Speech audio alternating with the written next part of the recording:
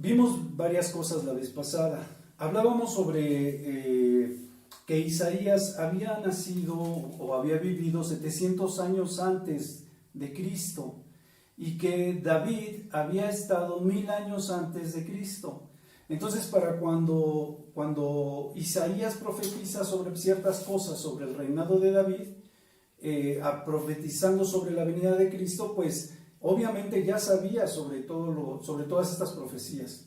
Además de estas profecías, decíamos que muchas profecías estaban basadas en las profecías que venían en escritos mucho más antiguos, dentro de los escritos que usan dentro del canon el pueblo judío.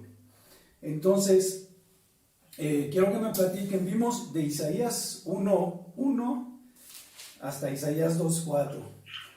Y vamos a ir más rápido, pero la verdad es que estamos viendo que tiene tantas cosas tan bonitas, tan completas, que la verdad vale la pena repasar a detalle muchas de estas profecías. Perdón, donde les decía yo que se hablaba sobre el sacrificio de Cristo, el nacimiento de una virgen y varias cosas que vamos a estar viendo en estos primeros 10 capítulos, ¿no? Hay muchas cosas que ver. Entonces, y en los demás también, porque la profecía de Cristo viene en Isaías 53, no viene en los primeros 10 capítulos. Cuando Israel es declarada una nación libre e independiente en un solo día, pues viene en el capítulo 66, ¿no? Y así varias cosas que ya veníamos platicando en el capítulo anterior. Entonces, o en la clase anterior, vamos a ver qué les gustó más. Algo que recuerden que les haya quedado del capítulo 1 y del capítulo 2 hasta el versículo 4, que fue lo que vimos. Les pregunto por nombre. Nada más está Gelita y Clarita. Es que yo no estuve en la clase pasada. Sí, ya lo sé. Pero por eso te digo, no creo que tenga que referirme por nombre, porque nomás están ellas dos. Todavía no llega Oscar, Aurelia no estaba, y etcétera, ¿no? De cómo Jehová les hace ver que están en pecado, cómo los reprende por todo lo que están haciendo. Sí. Pero bueno, digamos que uno de los versículos que más nos gustaba a todos y que era pues de parte de Dios, ¿no? Bueno, como toda su palabra, el versículo 18, donde dice que pues una vez que nos demos cuenta de que somos pecadores y de que estamos ofendiendo a Dios, dice que vayamos a Él, ¿no? Que nuestros pecados van a ser limpiados. Él está ahí para limpiarlos, para perdonarnos. ¿Mande? No, decía yo limpiarlos. Exacto, para limpiarnos, ¿no? Pero siempre la primera parte pues es el llamarnos la atención, el hacernos ver cómo estamos pues delante de Él, ¿no? El hecho de darnos cuenta de que somos pecadores. Y también después de ese versículo, cómo nos muestra y nos dice que pues Él va a venir y va a limpiar todo, ¿no? Pero lo va a hacer a través del juicio. Esto con un propósito, para al final terminar pues reinando con Él, viviendo con Él y pues siendo transformados. Creo que más o menos fue como resumen de lo que me acuerdo de hace 15 días. Sí, Clarita, algo que te haya quedado así que te haya gustado. Esto fue muy idólatra. Sí. Eran muy idólatras. Y por eso, como dice el capítulo 18, el versículo 18, que si confesamos nuestros pecados a Él, Él es misericordioso y nos limpia de todo pecado.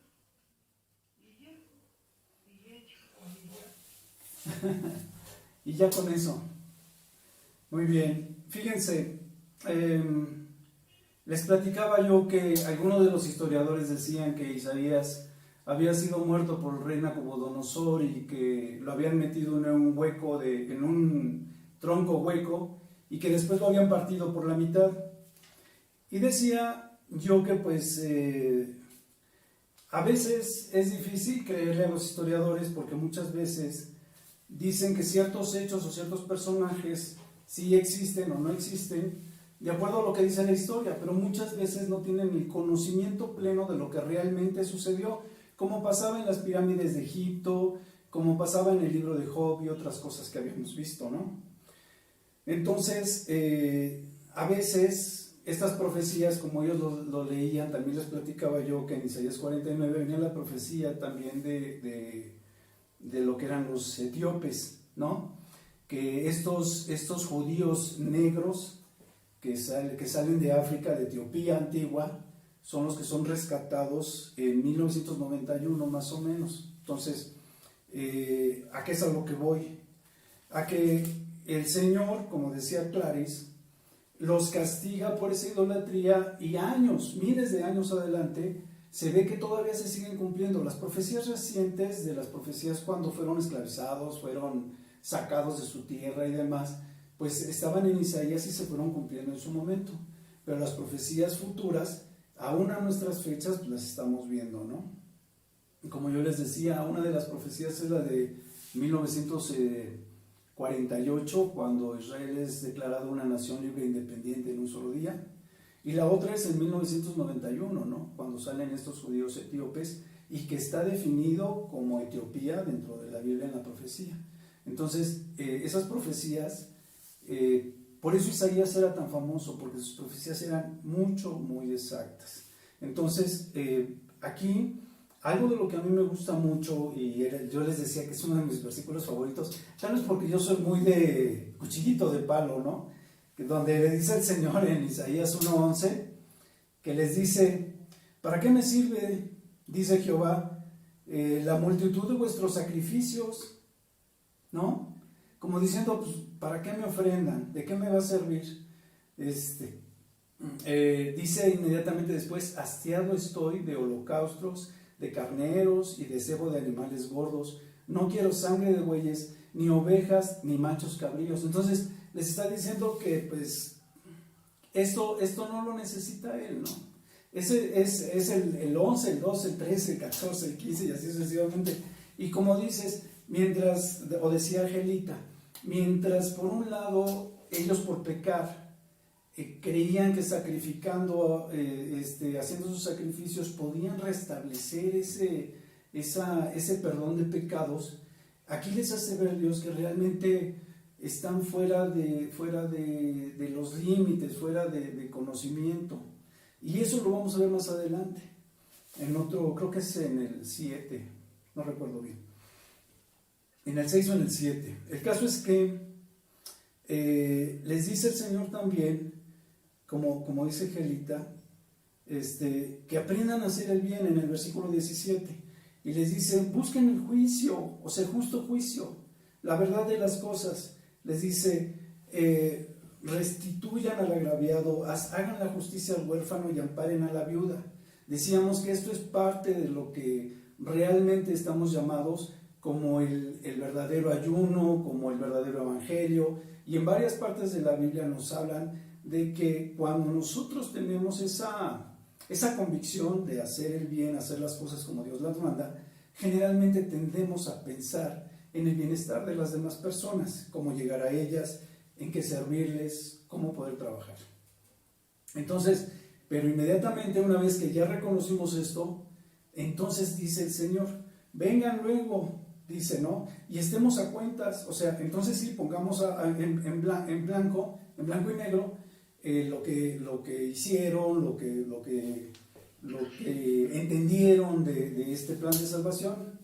Y si sus pecados fueran como la grana o como el carmesí, pues van a ser como blanca lana, ¿no? Entonces, esa es parte de lo que más nos gustaba. Veíamos que a partir del 21 empezaba el juicio de Dios. Entonces, el título que tiene es el juicio de Dios y la redención de Jerusalén. Decíamos que está hablando de los días finales.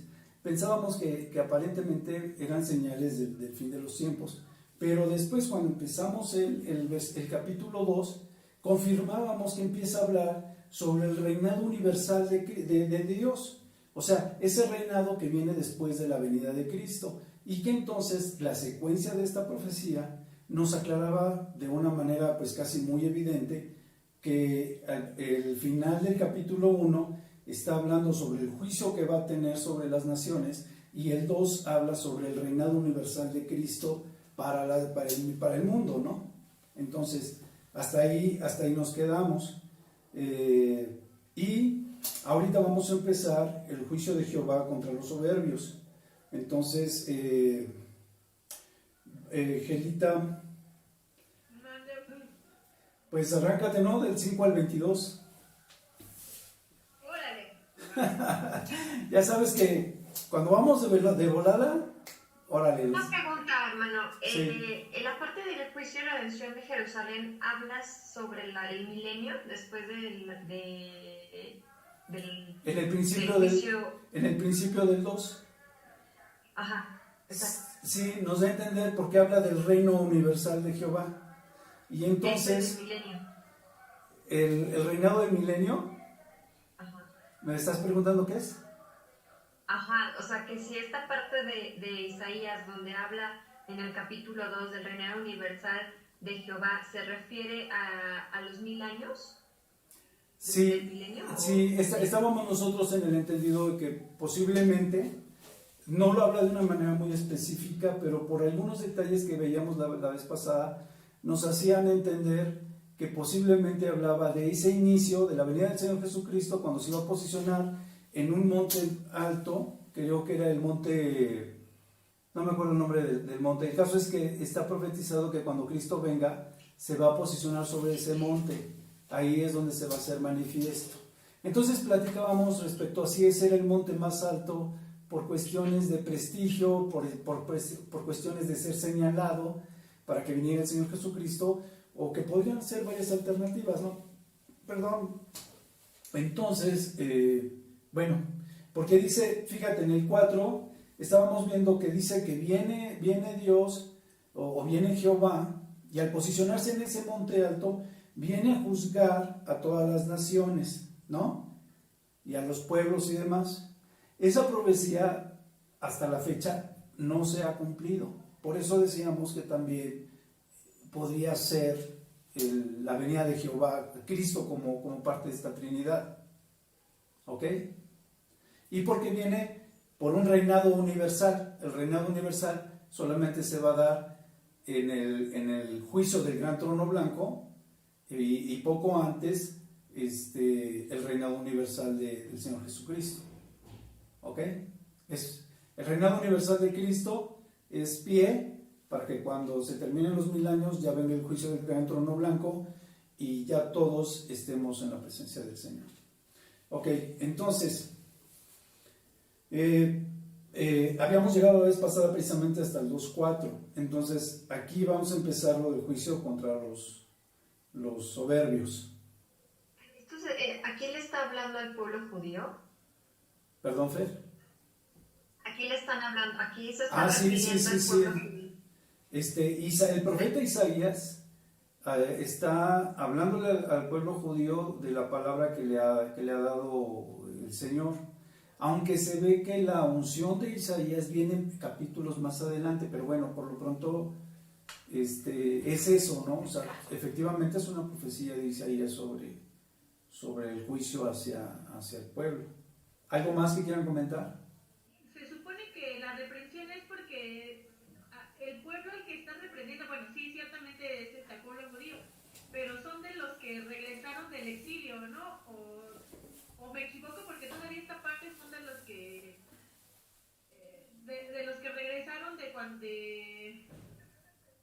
ahora que veíamos con Nehemías, ¿te acuerdas que veíamos que habían sido varios grupos que ya habían regresado y obviamente Sí. pues ya traían las costumbres paganas? Sí. Se supone que toda esta parte de Isaías le está hablando también a esa parte de las porciones del grupo, ¿no? Aparte de los que regresaron de la cautividad, ¿no? Sí, yo creo que sí, pero mira, el pueblo judío primero traía la idolatría de los egipcios, y luego traía la idolatría de las esposas de los reyes. Entonces, siempre ha sido el talón de Aquiles del pueblo judío, no nada más el hecho de que se olvidaran de Dios o de que su relación fuera muy tenue, sino que El problema que realmente tenían era que de buenas a primeras optaban por tener otros dioses o darle el nombre de Dios a otro Dios con cualquier otra imagen, ¿no? Como dice Romanos 1, que es lo que le ofende a Dios y que lo considera una idolatría, el simple hecho de que aunque tú le llames Dios o le llames Jehová, le hagas una imagen de hombre o de cielo o de lo que le hagas, es ofensivo para el Señor. Entonces, ellos cayeron siempre en esa,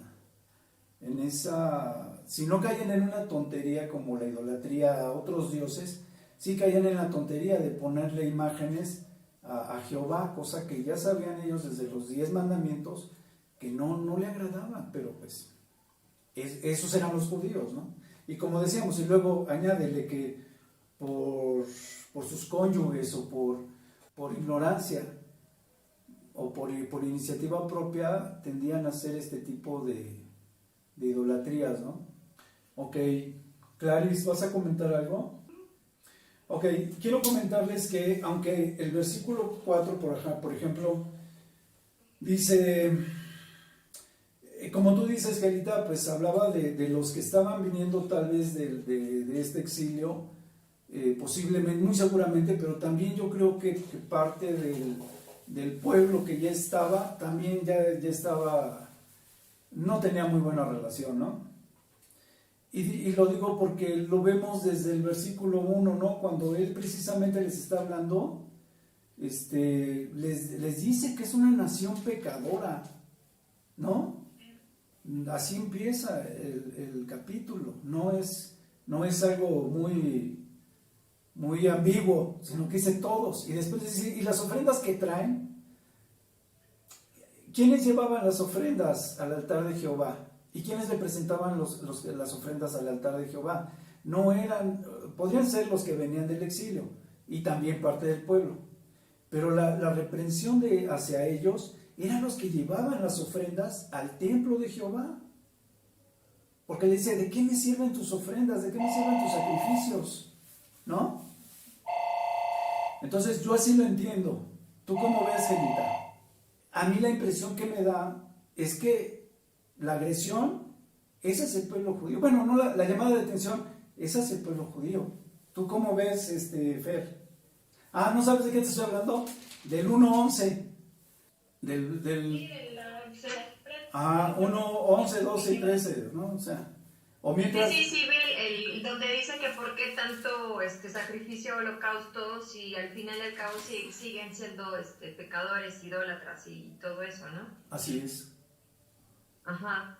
Y ¿no crees que tengo pues razón? Es que sí, o sea, pues es que sí, porque como estaba comentando en contexto, ¿no? O sea, siempre ellos, pues no se conformaban con tener a Dios, o sea, siempre es como una figura o una imagen física para creer en algo, ¿no? O sea, a veces su fe era muy, muy poca, que necesitaban de algo para creer en Dios, ¿no? O sea, no les bastaba con los profetas o con esas señales que de repente Dios les mandaba a ellos.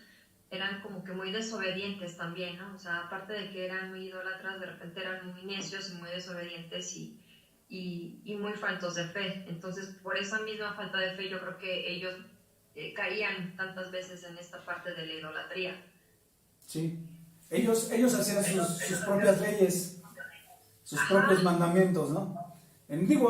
Hablando de una forma muy, muy vaga, porque no lo hacían tal cual, pero sí cada quien hacía lo que quería.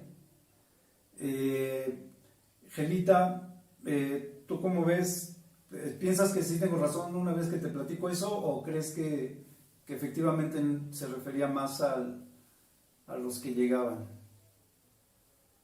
Como estamos platicando y los vamos a grabar, te voy a decir que sí, tienes razón. Tú dime que no y yo lo edito, no te preocupes. Me dijiste que me comportara, entonces tengo que hacerlo. Muy bien. No, definitivo, la represión obviamente siempre va dirigida hacia el pueblo judío.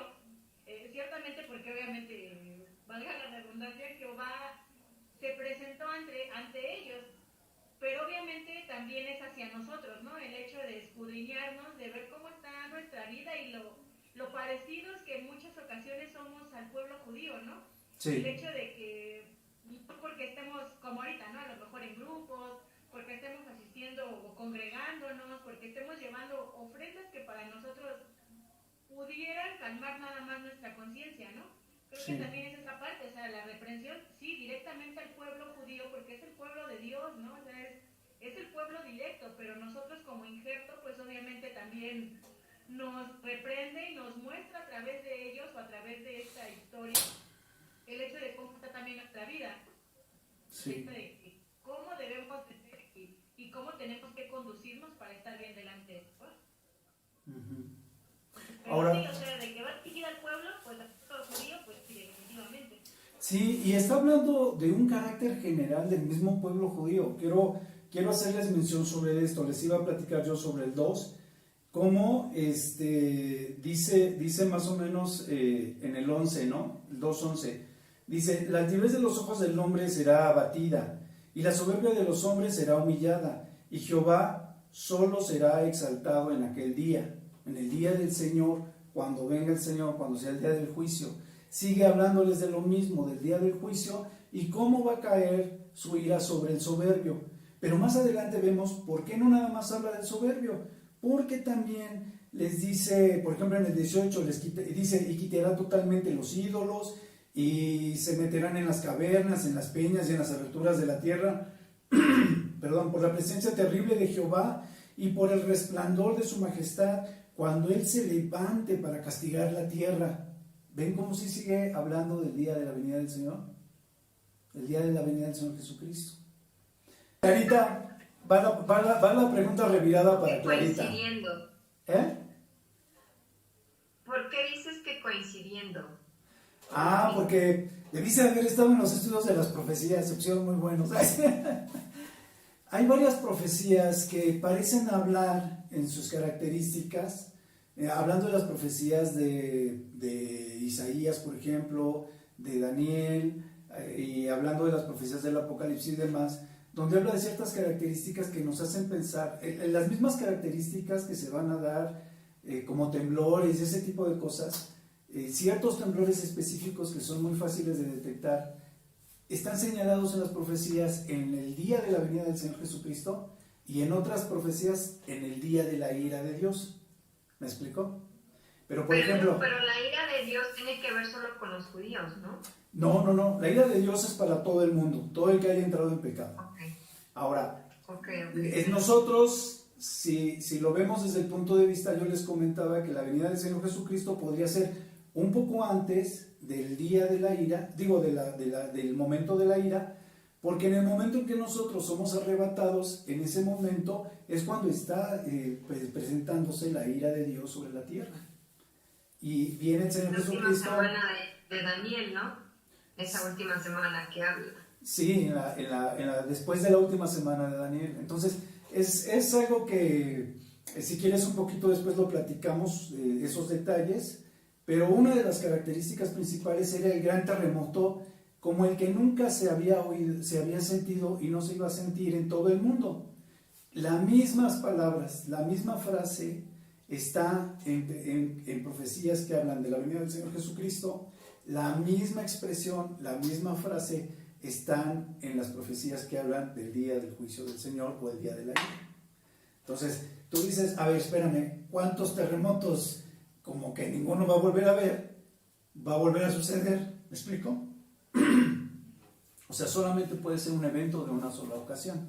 Ese es uno de los muchos datos que tenemos para pensar que es efectivamente el día de la ira, el día de la venida del Señor Jesucristo. Lo mismo pasa en Mateo 24, cuando se lo preguntan al Señor Jesucristo, le dicen, de tu venida y del día de la ira del Señor, ¿no? O del día del fin. Dicen de tu venida y del día del fin, algo así. Entonces, el Señor les habla de todos los acontecimientos hasta su venida y cómo después de su venida vamos a ser arrebatados. ¿Me explico? Pero ahí habla del terremoto universal y todo ese tipo de cosas. Ok. Decía yo que entonces sigue hablando del juicio en Isaías 2, porque sigue hablándoles de la altivez, pero también les está hablando estamos hablando, por ejemplo, el 17 dice: la altivez del hombre será abatida y la soberbia de los hombres será humillada, y solo Jehová será exaltado en aquel día, y quitará totalmente los ídolos y se meterán en las cavernas. Una de las partes de las profecías que también hablaban, decían que en el día del Armagedón, cuando se suponía que se iban a reunir los ejércitos en el valle de Megiddo para combatir a Israel, aparecía esto mismo, donde las gentes en el momento del temblor, en el momento del día de la venida del Señor, de Dios y del Señor Jesucristo, al caer ese granizo de 43 kilos, iban a correr a las cuevas, a esconderse, a las cuevas más cercanas, y entre las peñas. Entonces, de eso es de lo que habla esta profecía. ¿Ven? Dice: se meterán en las cavernas, en las peñas y en las aberturas de la tierra por la presencia temible de Jehová y por el resplandor de su majestad. El que se presenta en manera resplandeciente en la tierra siempre es Cristo. ¿Cómo estas profecías se apegan a las profecías que también habla más adelante la Biblia? Entonces, un poquito más adelante vamos a ver ya, tal vez con las citas asociadas, para poder tener un poquito más claro todo esto. Lo que pasa es que, ¿qué creen? Yo quería llegar ahora hasta el capítulo 10, pero digo hasta el capítulo 9 o 10, pero creo que no vamos a poder llegar. Entonces, sí, ya saben que yo soy muy optimista y muy dicharachero. Dice el Señor en el versículo 20, dice: aquel día arrojaré el hombre a los topos y murciélagos sus ídolos de plata y sus ídolos de oro que le hicieron para adorarle, y se meterán en las hendiduras de las rocas y en las cavernas de las peñas por la presencia formidable de Jehová y por el resplandor. Eso ya lo había yo leído, ¿no? Sí, ¿verdad? Sí, yo también lo estoy releyendo, ya lo veo, o sea, como que se repiten. No, sí, es que se repiten. Se repiten. El versículo 19, Sí. 19 También habla del resplandor, sí. Entonces dice más o menos lo mismo, que se van a esconder en las peñas y demás por el resplandor de la majestad cuando se levante para castigar a la tierra. ¿Ya vieron? Entonces está hablando de un juicio universal. No es un juicio a los judíos, como decíamos del día de la ira, Fer. Ok. Entonces, hasta ahí la parte del 2. El capítulo 3 sigue siendo el juicio de Jehová, pero contra Judá y Jerusalén, ¿no? Como tribus específicas, y su castigo que les va a tocar, ¿no? ¿Quieres leer a partir del 7, Fer? Yo creo que vas a leer hasta el 15. Lo que tiene de importante es lo que estábamos viendo, que el Señor lo que quiere de nosotros son buenas acciones, y que quiere que pues hagamos lo recto, que veamos por la huérfana, por los huérfanos y por las viudas, ¿no? Entonces, básicamente es un señalamiento a nuestro carácter en general. ¿Alguien tiene algún otro comentario hasta ahorita? Mientras les voy a leer esta que dice así, es que no puedo leer con lentes. Echarán mano de un hombre 7 mujeres en aquel tiempo, diciendo: nosotras comeremos de nuestro pan y nos vestiremos de nuestras ropas. Solamente permítenos llevar tu nombre, quita nuestro oprobio. Habría esta es se puede decir que parte del final de lo que estábamos leyendo en el anterior. Va a ser tal la escasez y tal la necesidad que a fin de cuentas les va a decir que pues él solamente les dé su nombre para que no queden pues ninguneadas o algo así, ¿no? O sea, no sean ofendidas. Dice, después tiene como título el futuro glorioso de Jerusalén. Esto quiere decir que contra los vientos fuertes y contra aguaceros, la sombra va a ser el respaldo de Jehová. Él es el que los va a proteger, ¿no? La otra parte es que en el monte de Sión, donde se va a posicionar el Señor Jesucristo cuando venga. Entonces vemos que sigue respaldando esta parte porque confirma que cuando venga el Señor va a estar posicionándose en el monte de Sión. ¿Tienen alguna duda? Esto es como... ¿A qué se refiere? No, sí. Fer. No, Fer. ¿A qué se refiere con la parte de con las hijas de Sión? ¿Por qué habla así como en femenino? Ok. Es que cuando hablaba en el cierre del 3, principio del 4, estaba hablando también de las hijas, de las mujeres de Sión, ¿no? Porque la profecía era contra Sión y contra Jerusalén, si no me recuerdo. Entonces, lo que está diciendo es precisamente que ellas van a ser van a ser levantadas o van a ser ¿cómo se diría? Van a ser limpiadas, ¿no? Pero está hablando en general. Lo que pasa es que cuando hacían esa referencia era sobre las hijas de Sión.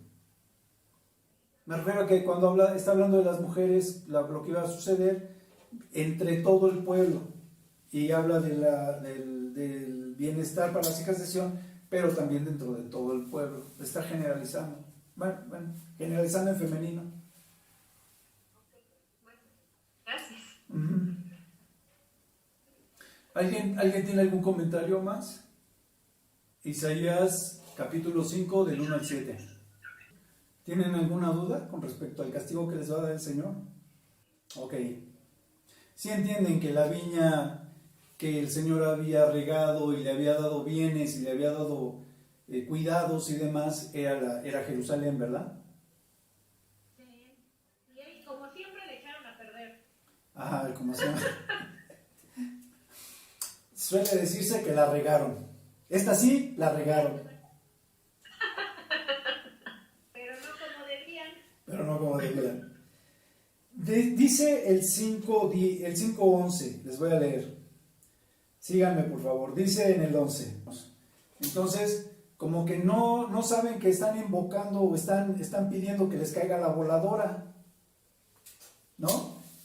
¿Sí entienden, verdad? Hola, Alex, qué bueno que ya llegaste. Estamos en Isaías 5, capítulo 5 del versículo 16 al 19, les leí ahorita. Luego dice algo todavía más, dice, y esto es muy padre, y es algo que se frecuenta platicar o mencionar entre los cristianos, donde dice, hay de los que a lo malo dicen bueno, y a lo bueno dicen malo, que hacen de la luz tinieblas y de las tinieblas luz, que ponen lo amargo por dulce y lo dulce por amargo. Hay de los sabios en su propia opinión. Ahí te hablan, Alex. En sus propios ojos. Y dice, y de los que son prudentes delante de sí mismos. Entonces, estos dos versículos, hablando de 20 y 21, son versículos que también les invito a que los conozcan y los repasen, y son versículos que nos dejan ver que muchas veces son versículos que, como el que vamos a ver por el versículo 6 o 7 más o menos, que dice que el pueblo pecó por falta de conocimiento, son versículos que nosotros tenemos que poner siempre en juicio, o sea, que nos invitan a que pongamos en juicio, en tela de juicio, lo que escuchamos, que lo razonemos, que sopesemos qué tan cierto o qué tan real puede ser, ya sea que sea bíblico o no sea bíblico, estar siempre enjuiciando la palabra del Señor o todo lo que sea referente a la palabra del Señor. Ok, ¿tienen hasta aquí alguna observación? De hecho, desde el versículo, de este mismo capítulo, el capítulo 5 del versículo 13, Sí. desde ese momento está, obviamente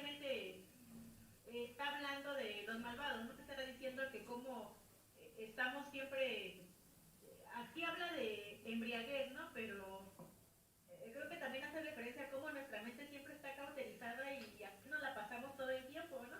No, y tienes razón, fíjate que yo lo estoy considerando con el versículo que viene más adelante, pero aquí les dice lo mismo, que por falta de conocimiento, les dice, fue llevado cautivo porque no tuvo conocimiento. ¿Qué implica tener conocimiento? Que era lo que decíamos, ¿no? Cuando tú tienes conocimiento de la palabra de Dios y tienes una relación, tiendes a hacer las cosas que el Señor te está pidiendo en la Biblia, tener una comunión con Él, tener situaciones de oración para que el Espíritu te pueda redarguir o te pueda ministrar, y por otro lado te pueda orientar para que tú puedas ser de alguna manera de un servicio de utilidad o puedas servir, ¿no? Aunque sea de consuelo, como lo veíamos en algunos pasajes también. Entonces, para que tú puedas consolar a otros con el consuelo con el que tú has sido consolado, y así hay muchísimas cosas, muchísimas actividades que solamente la relación con Dios, solamente la relación con la Biblia te permite aplicarlas a tu vida, ¿no? Y eso es parte del conocimiento. Eso es lo que yo creo. Ahora me gustaría que me dijeran que no, porque así no que me digan que no, sino que me digan qué piensan. Ya te dije que hoy por primera vez voy a obedecer. Sí, ya les dije que los estoy grabando, Alex, así de que pórtate bien. No. Tienes razón. De que a veces la sabiduría, pues no sé, el tener mucho conocimiento de repente te puede hasta alejar de Dios, ¿no? Hay mucha gente muy inteligente que no se aleja de Dios, ¿sí? O sea, sí. tenemos muchos, gente muy sabia, pero está alejada del Señor, ¿no? O sea, está envenenada, como tú lo dices. Pensé que como tú lo comprenderás, me has decir. Como tú lo comprenderás, ¿no? Pero digo, al final de cuentas, eso, pues, la Biblia habla de que en varios versículos lo menciona como una estupidez, ¿no? Sí. Entonces dices tú, oye, pues más bien hay que conocer de Dios, o sea, irnos a lo básico, a decir, a ver, ¿dónde inició todo? ¿Dónde inició todo? Porque conozco mucha gente muy inteligente y está alejada, ¿no? O sea, tú le hablas de Dios y dices, no, ya no. Así El es. humanismo al máximo esplendor a partir de, pues, no sé, de hace mucho, porque antes estábamos viendo que muchos de esos sabios pues iban a lo que era, ¿no? Que para conocer más tienes que empezar por una pregunta. Tú preguntas, adquieres conocimiento, ¿no? Y últimamente, no puedo decir fecha, ¿no? Pero ya las ideologías ya no es, ya son negaciones. Entonces puedes tener conocimiento si empiezas desde una negación. Dios no existe, o sea, dice, o sea, no puedes iniciar por ahí, ¿no? Y algunos volvamos a lo mismo, algunos saben muy antiguos, pues se basaban en que había una base que era Dios. Sí. Sí, lo vemos a todos niveles, ¿no? Hay gente que se mete, por ejemplo, a Pare de Sufrir. Los oyes predicar y todo y dices, qué bonita palabra, qué palabra tan profunda. Y cuando te salen con tus pedacitos de la leña de la crucifixión de Cristo, dices, oye, ¿qué onda con estos, no?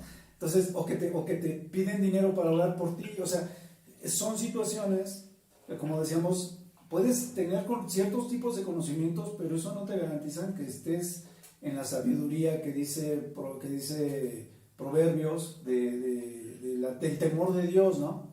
Del principio de la sabiduría es el temor a Jehová. Entonces, no estás en ese temor, estás en tu propio conocimiento, como dice aquí, que a lo bueno dices malo y a lo malo dices bueno, ¿no?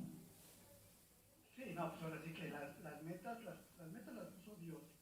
Y nosotros como seres humanos y como personas que volvamos a lo mismo, tenemos el bien y el mal, empezamos a poner las metas separadas de lo que es, ¿no? Pero obviamente como es una meta humana, llega otra persona y la pone cada vez más abajo, ¿no? Sí. O sea, dices tú, oye, como lo vemos ahorita, ¿no? Con el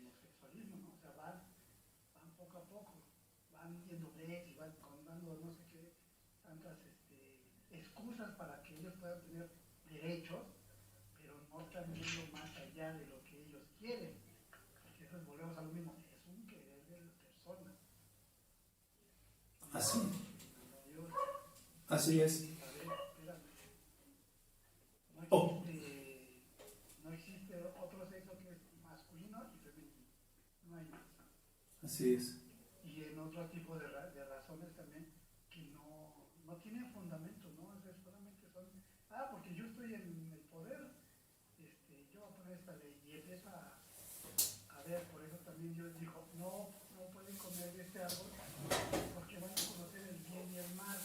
Ese de ahí me lo quiero yo, precisamente todo lo demás pueden hacer lo que quieran, pero el hecho de que quién dice qué es bueno y qué es malo, me lo observo yo, pero el hombre no obedeció, comió de la fruta y hasta la fecha tenemos eso, cada uno de nosotros. Sí, sabíamos que era como dice la Biblia, ¿no? Por un hombre entró el pecado y por otro la salvación. Clarita, te pido de favor si lees el capítulo 5, el versículo 30, por favor. Y quiero platicarles que parte de las señales del fin de los tiempos, del juicio, ¿se acuerdan que dicen que los cielos y las estrellas van a caer y que los cielos van a ser removidos y cosas por el estilo? Entonces, que también en varias profecías viene esta parte donde en ese día del juicio viene gran oscuridad y demás, perdón. Entonces, esto nada más es para cerrar el capítulo 5. Alex, ¿puedes empezar a leer del 6.1 al 6.4, por favor? Era lo que les decía, Isaías ya profetizaba desde antes, se dice que profetizaba desde que tenía 25 años y que murió como a los 94, algo así les había yo platicado, ¿verdad, Angelita? ¿Te acuerdas? Sí, no me acuerdo si se los platiqué, si eran 94 o 120 años, pero bueno, muere ya grande, pero él empieza sus profecías desde los 25 años. Entonces, esta parte, como veíamos, ya estaba él profetizando desde antes, y hasta el capítulo 6, él recibe el llamamiento a ser profeta, o tal vez una confirmación, porque pues ya todas las profecías ya habían anticipado que Cristo iba a nacer de una virgen, ¿no? Lo vimos en los versículos anteriores, entonces, o capítulos anteriores. Entonces, que era una de sus principales profecías de Isaías, pues donde Isaías, por este tipo de profecías, es por lo que se considera el mayor profeta del pueblo judío.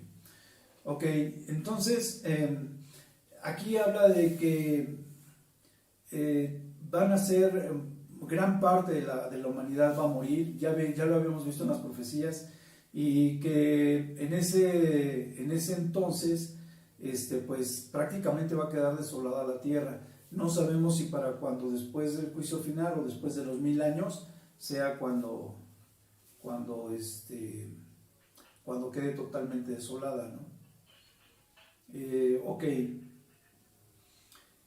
Luego viene en el capítulo 7 el mensaje de Isaías a Acaz, pero de aquí solamente vamos a leer algunas partes. Por ejemplo, el 8 dice desde el 7, del capítulo 7, en el versículo 17 dice: por tanto Jehová el Señor dice así, no subsistirá ni será, porque la cabeza de Siria es Damasco, y la cabeza de Damasco, Rezín. Y dentro de 65 años, Efraín será quebrantado hasta dejar de ser pueblo. Y la cabeza de Efraín es Samaria, y la cabeza de Samaria, el hijo de Remalías. Y si vosotros no creyereis, de cierto no permaneceréis. Habló también Jehová a Acaz diciendo: pide para ti señal de Jehová tu Dios, demandándola, ya sea de abajo en lo profundo o de arriba en lo alto. Y respondió Acaz: no pediré y no tentaré a Jehová. Entonces le dice que si tiene dudas o que si no cree sobre esta profecía, pues que pida que se lo confirmen, ¿no? Y entonces Acaz le dice que pues no va a preguntar sobre esta profecía. Y entonces es cuando viene la profecía de Isaías, ¿no? Aquí lo importante es que dentro de los males que tiene el pueblo, les da el anuncio de cómo van a ser el Señor Jesucristo, ¿no? Y vemos que en otras profecías ya más adelante, cuando confirman, les dice, pues porque escrito está, ¿no? Él dice, y hacen mención a esta parte donde dice que la Virgen concebirá y dará a luz un hijo. Pero lo importante aquí es que dice que se llamará Emmanuel. Entonces, yo les platicaba alguna vez, creo que en Varones, cuando estábamos conversando de qué estábamos meditando, qué es lo que el Señor o el Espíritu nos estaba ministrando, les comentaba yo que estaba viendo sobre cómo la palabra Mesías se acostumbraba a utilizar en 2 o 3 ocasiones. En el Antiguo Testamento solamente lo encontramos, dependiendo de las versiones, lo encontramos 2 veces y a veces 3. Pero generalmente no existe más que 2 veces la palabra Mesías en todo el Antiguo Testamento. Y ya más adelante el Nuevo Testamento habla varias veces sobre que va a venir el Mesías y que escrito está sobre el Mesías y demás. Realmente no estaba así. Y entonces, Cristo, que es la palabra que viene a sustituir esta palabra, la palabra o la traducción de Cristo es precisamente el Mesías, el Hijo de Dios, ¿sí? El Altísimo, esa es la palabra Cristo. Entonces, otra palabra que se le dio a Cristo, pues fue Jesús, que Jesús significaba el perdonador de nuestros pecados o el justificador de nuestros pecados, ¿no? Entonces, y en este caso estaba marcado como Emmanuel, que Emmanuel significa Dios con nosotros. Entonces yo les comentaba que así como esas, hay varias palabras que cuando las analizamos a conciencia, nos damos cuenta de que efectivamente todo lo que había dicho sobre las profecías anteriores se estaba cumpliendo con los nombres o con las bases de lo que, como lo dice la Biblia, ¿no? Y que ese es un estudio muy bonito y muy profundo sobre ver las diferentes características sobre las cuales o nombres con los cuales se profetizó el Señor Jesucristo y después se cumplió cuando nació, ¿no? Cómo se le volvía a dar el mismo énfasis y cómo la asociación ya nos permite ver que Él mismo, por qué Él mismo se llamaba y por qué los demás lo mencionaban también ya como el Mesías, pero ya en el Antiguo Testamento. Ok. ¿Por qué lo dije? Porque aquí viene sobre que van a ser Emmanuel, que es ese Dios, que es Dios, la presencia de Dios con nosotros, ¿no? Ok. Y más abajo, no sé si su versión lo traiga, pero esto lo dice también mi Biblia, dice, esto es Dios con nosotros. O sea, perdón, lo que significa Emmanuel. ¿Tienen algún comentario que ver hasta ahorita o que platicar? Sí. Yo sé que sí, que Emmanuel significa Dios con nosotros, pero por ejemplo, de repente, para alguien que no, que apenas está empezando o conocer esta parte, pues aquí estaría como un poquito la confusión, ¿no? De la profecía de llamará su nombre Emmanuel cuando en Mateo, cuando el ángel se le presenta a María, llamará su nombre Jesús. ¿Por qué hay esto? Como que Isaías lo profetiza como Emmanuel y luego le dan el nombre a María y llamará su nombre Jesús. Ok. Yo lo que te puedo decir es que dentro de... Nadie podía perdonar pecados, solamente Dios. En el momento en que le pones Jesús, estás confirmando de una manera que Él es Dios. ¿Sí me explicó? Porque el significado de Jesús era el perdonador de nuestros pecados. Entonces, por eso le dice el ángel que lo que Dios había dicho es que le iban a poner Jesús. Porque era lo que abarcaba, ¿no? Él venía por perdón de nuestros pecados y demás. Entonces yo creo que todo eso, junto con la consistencia esta de que solamente podía hacer milagros o solamente podía hacer el perdón de pecados, solamente por voluntad de Dios. Nadie más tenía la autoridad de perdonar pecados ni de hacer milagros. ¿Me explico? Hablo de milagros buenos como sanidad y cosas por el estilo. Solamente que Dios lo permitiese, que es una de las razones por las cuales dicen, pues no ves que Jesús hace milagros, y dicen, bueno, algunos pensaban que era profeta por eso, y otros decían que tal vez porque era el Hijo de Dios, ¿no? Porque era el Mesías, es lo que quiero decir. Porque unos decían, bueno, es que Él es el Mesías, ¿no? Y eso tal vez lo veamos más adelante, porque hay varios versículos donde Pedro, el hermano de Pedro, viene y le dice a Pedro, ¿has visto a este profeta? Parece que, o le dice, no, miento, le dice, ¿has oído hablar de Jesús? Dice, creo que hemos hallado al Mesías, algo así, no me acuerdo bien, cómo la parafrasea. No me acuerdo qué versión es, si es la versión internacional o cuál. No, pero hay varios versículos donde se menciona que él ya era reconocido desde que era profeta. Antes del llamado a sus apóstoles, ellos ya lo reconocían como un maestro, como el Mesías, que era la posibilidad de que él fuera el Mesías. Ok. Bueno, eso fue como algo añadido, ¿no?, a lo que estamos platicando.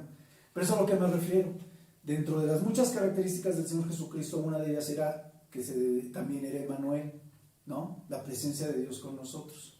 Y al llamarse Jesús era la confirmación de que era de parte de Dios. ¿Alguien más quiere agregar algo a la pregunta de Fer? ¿No? Ok, vámonos al capítulo 8. ¿Ya estamos? 8:3 dice: y me llegué a la profecía, la cual concibió y dio a luz un hijo, y me dijo Jehová, ponle por nombre Maher Salal Hasbaz. Quiero hacer ese comentario. Decía yo que en el 8:3, el Señor le dice que se una a una profetisa. Entonces cuando Él dice que me llegué a esta profetisa, quiere decir que se unió y tuvieron un hijo. Y al hijo le pone, así como yo les había leído, Maher Salal, y arriba dice que es, yo sabía que se lo tenía, porque ¿dónde está? Dice, el despojo se apresura, la presa se precipita, ¿no? Entonces, quiere decir que vienen pronto las calamidades para el pueblo judío, y esto lo hacía, el Señor lo hacía con Isaías como quería, ¿no? De repente se juntaba con quien el Señor le decía, y terminaban con ciertos nombrecitos que sí se ponían medio feos. Entonces, y todo era para darles un ejemplo, un testimonio, no lo sé, pero cuando tenía ya estas relaciones Isaías, pues venía y les decía, pues el Señor dice así sobre estos pecados, sobre estas acciones. El temor que tenemos que tener, más bien es el conocimiento que debemos aprender para que al final empezamos a conocer toda la historia de cómo va a acabar, ¿no? Porque al final de cuentas la Biblia, como hemos dicho, es un libro que ya está escrito, ¿no? Ya hay un final, ¿no? Ya conocemos nosotros, ese es el conocimiento que debemos tener nosotros, y esa es la paz que tenemos que tener. El temor de decir, híjole, si no sigo las escrituras, si no obedezco al Señor, voy a acabar escupido por el Señor, o me va a dejar aquí, y, o sea, todo ese tipo de cosas son las que tenemos que preocuparnos, esto de decir, oye, realmente lo estoy haciendo, para que al final, pues, como dice Pablo, ¿no?, terminemos la carrera bien, acabemos bien esa prueba, que veamos, ahora sí que, es que no me acuerdo cómo va el versículo. Dinos más o menos cómo, y Gelita te lo completa. He ganado la buena batalla. ¿Es ese el de he ganado la buena batalla? ¿A ese te refieres? Ajá, sí. He peleado la buena batalla. He peleado la buena batalla. La buena batalla. Ahorita te digo cuál es. Tú síguele, Alex. He acabado la carrera, he peleado la buena batalla. No me acuerdo cómo decirlo. Pero digo, al final de cuentas, eso es lo que tenemos que hacer, como ya teniendo este conocimiento, el estando aquí, el tomar el tiempo de leer, de cuestionar la escritura, de decir, como dicen, es que no lo entiendo, bueno, hay que leerla, hay que preguntarle a la gente, a un pastor, a gente que pues tiene un poquito más de conocimiento sobre esto, ¿no? Claro. ¿Qué perspectiva tiene cada uno? Y ahora sí decir, bueno, ahora sí como dicen, a mí me gusta cómo lo explica fulanito, a mí me gusta cómo lo explica sutanito, ¿no? Sí. Pero no seguir a la persona, ¿no? No Sí. quiero que digas, no voy a seguir a César, Porque me cae gordo. Y eso es buena onda, ¿no? Pero al final de cuentas tenemos que ser así, ¿no? Cada uno de nosotros. Sí, era lo que, no sé si tú estabas cuando le platicaba yo a Fer que uno de los versículos que estábamos viendo, cuando decíamos que por falta de conocimiento se perdió el pueblo, creo que fue ahí donde comentamos que efectivamente estamos llamados a poner todo lo que escuchemos en tela de juicio, pero en tela de juicio bajo el discernimiento y la dirección del Espíritu Santo, ¿no? Bajo el escudriñamiento que te da el Espíritu Santo, porque es la manera más correcta de aprender las cosas, no por lo que me han platicado, no por lo que me han dicho, no por lo que estoy escuchando, sino por lo que el Espíritu Santo me da a entender de esto que estoy estudiando, que estamos viendo. Como decía Fer, y hay unos versículos donde dices, bueno, estos no los tengo que cuestionar. Por ejemplo, cuando él pregunta, ¿a quién me enviaré? Envíame a mí, envíame a mí, ¿no? Porque si luego lees Moisés, dice, no, pues envía a otro, o haz otro, y los siguientes versículos dicen, pues Dios se enojó, ¿no? Al que no deberíamos hacer enojar. sí, y ya ves cómo no lo escupió, lo esculpió, no lo escupió. Entonces, esa es la diferencia, ¿no? Que lo que yo les había platicado que íbamos a hacer en este estudio, lo había platicado creo que antes de invitarlos, cuando habíamos planeado hacer estos estudios, es platicar sobre las cosas que parecen ser evidentes, sobre las profecías que hablan de Cristo y lo que iba a venir y cuándo van a ser los tiempos y todo eso, las vidas de los profetas y qué podríamos sacar en conclusión. No vamos a leer por lo mismo todas las profecías, porque hay muchas profecías que quedan en la historia, ya pasaron, ya no nos interesan. Hay profecías que no son para nuestros tiempos, hay profecías que pueden ser para nuestros tiempos, pero que no son fáciles de interpretar y no nos vamos a meter a interpretarlos, como las bestias con los 12 cuernos, para saber si son el Medio Oriente y Rusia y China, o sea, no nos vamos a meter en esos rollos. Vamos a ser muy generales en el conocimiento y solamente aquello que parezca tener una lógica es lo que vamos a estar leyendo, ¿no? Yo les decía en la clase pasada, creo que ya habías llegado para ese momento, que en algunos momentos de las profecías parece estar hablando en parte para profecías a corto plazo, pero después de que ves para los eventos de cuando el país es dividido y demás, pero cuando lo ves más adelante te das cuenta de que también está hablando a futuro, porque ves que esos hechos que hablan del día de la ira son indiscutibles y entonces ya no se apegaría a la profecía a los hechos que sucedieron de inmediato, sino a los hechos que van a suceder en el fin de los tiempos, ¿no? Y eso es lo padre, que bueno, estamos abiertos a lo que podamos comentar, a lo que podamos aprender, y llegar a un consenso, o no llegar a un consenso, pero cada quien quedarse con una idea más clara de lo que estamos viendo, ¿no? Ok, pues aquí la dejamos, nos quedamos en el 9. Y ¿hay algo más que alguien quiera comentar que no esté de acuerdo, que sí esté de acuerdo, cualquier cosa? Digo, ya tuvieron varias oportunidades, pero todavía están a tiempo de no estar de acuerdo con la apreciación que estamos teniendo. No vamos a leer creo que son 60 y tantos capítulos. O sea, vamos a llegar, estoy leyendo, les decía yo que estamos leyendo algunos versículos que son muy, muy importantes y que son prácticamente inevitables de leer, porque cuando habla de que van a ser de una virgen el Señor Jesucristo y así, pues son cosas que no podemos evitar leer y platicar sobre ellas, ¿no? Y los que me conocen pues ya saben que nos vamos a brincar gran parte de lo que no podemos interpretar.